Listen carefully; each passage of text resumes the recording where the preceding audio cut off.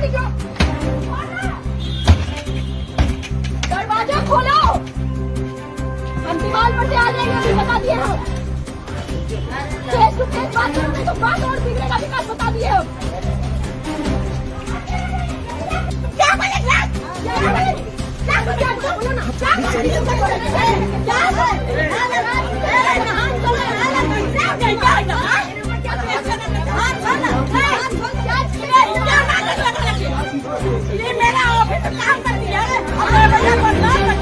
एक प्रेमिका ने प्रेमी के घर पर हाई वोल्टेज ड्रामा कर दिया। वो प्रेमी के घर पर पहुंची, फिर दरवाजे को पीटती रही, लात मारती रही और गुस्से में कह रही थी कि दरवाजा खोलो नहीं तो दीवार फांद जाऊंगी। दरअसल लड़की का आरोप है कि शादी का झांसा देकर 1 साल तक आरोपी ने शारीरिक संबंध बनाया, फिर शादी से मुकर गया। इस दौरान प्रेमी के परिजनों के साथ हाथापाई भी हुई।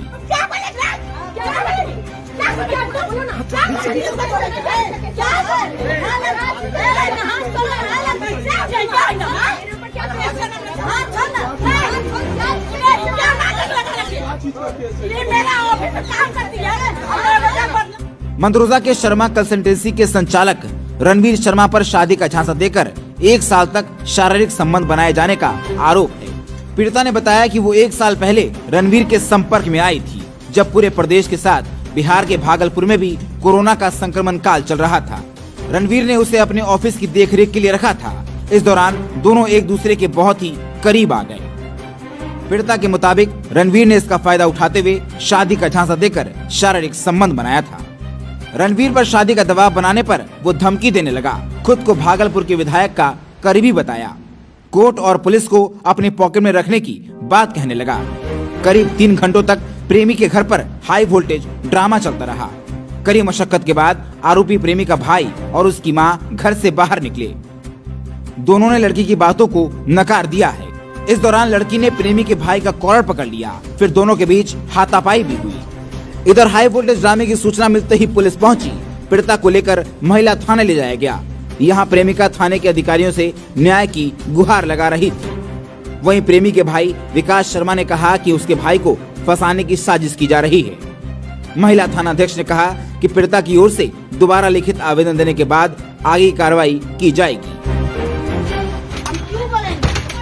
दरवाजा तोड़ देंगे, अभी तो बाहर निकालो उसको, निकलो बाहर, बाहर निकलो, दरवाजा खोलो, हम दीवार पर से आ जाएंगे, अभी बता दिए हम। फेस टू फेस बात करो नहीं तो बात और बिगड़ेगा, विकास बता दिए हम। क्या बोलेगा? क्या बोलो ना?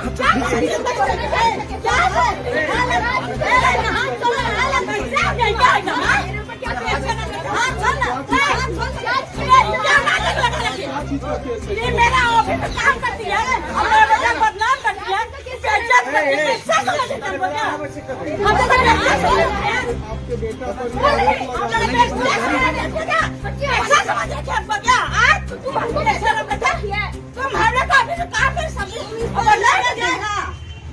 उसके कुछ दिन तक तो ये ठीक रहा, बहन बहन बहन बहन बोल के मेरा विश्वास जीता।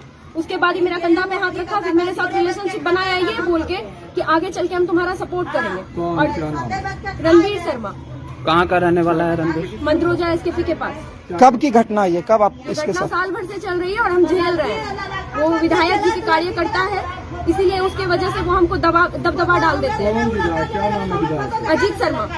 तो कैसे पता चला कि वो जो है क्या विधायक का कभी उसने नाम भी यूज किया क्या? बिल्कुल, बार बार यूज करता है। मेरे पास कितनी सारी रिकॉर्डिंग भी है उसकी। क्या कहता है वो?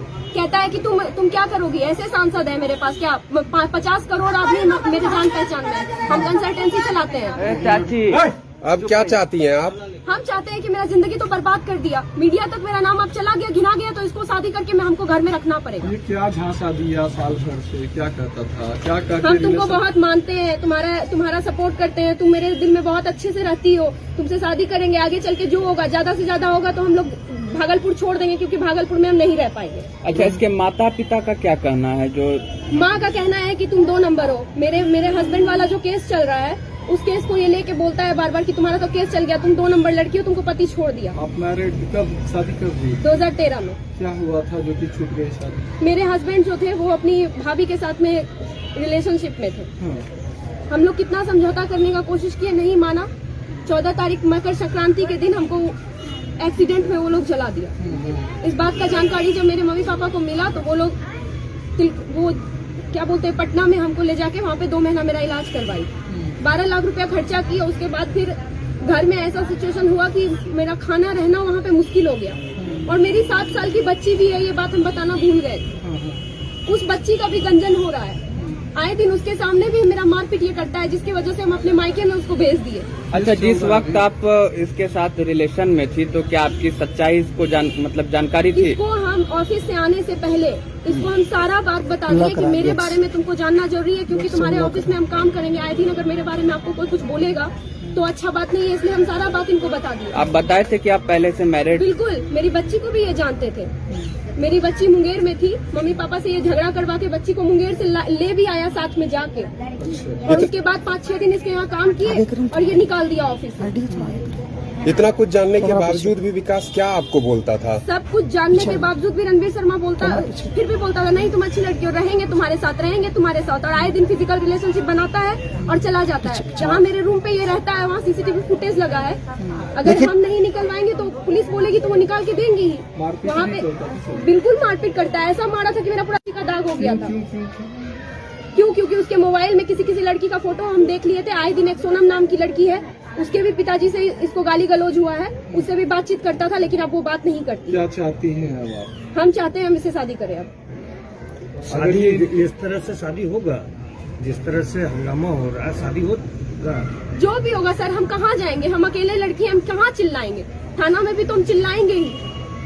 हम चिल्ला के भी कहाँ जाएं? 2-3 बार इनके घर से हम घुर गए। आपने माता पिता को बताया? आपने? मेरी मम्मी पापा को पता है, और मेरी बच्ची को जो भी हम घर में थोड़ा सा कनेक्शन बना के अपने बच्चे को वहाँ भेजे थे।